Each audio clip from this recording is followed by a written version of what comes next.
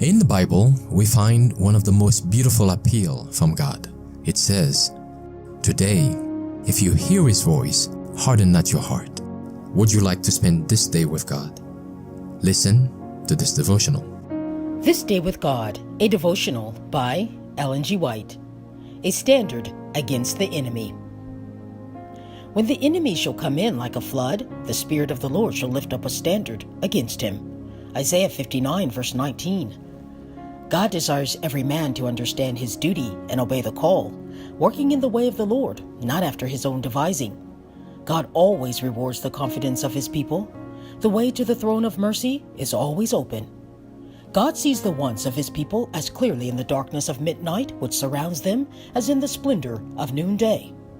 To look to God for help at all times, this is our safety. When God grants us his protection and says of us, "Ye are laborers together with me. If ye keep the way of the Lord, ye are safe in the midst of the greatest dangers." When Satan seeks to deceive the child of faith and trust, God lifts up a standard against the enemy in behalf of those who are conscientiously working in harmony with him. The standard which he lifts up is his law. Those who work righteousness have an ever-present friend to help them.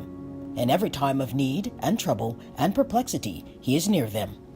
When they are tempted, he presents himself as their defense, saying, "I will guide thee with mine eye, I will deliver thee from perplexity, and be a covert for thee against the strife of tongues." The Lord sees, not as man sees.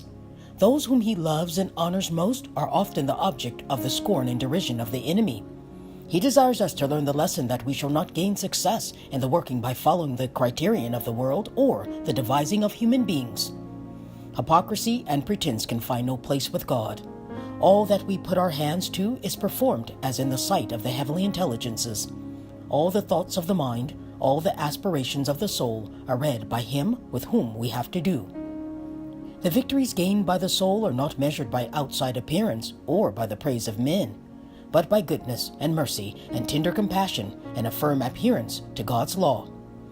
God's people are in danger, notwithstanding the great light that shines upon their pathway of following the customs of the world.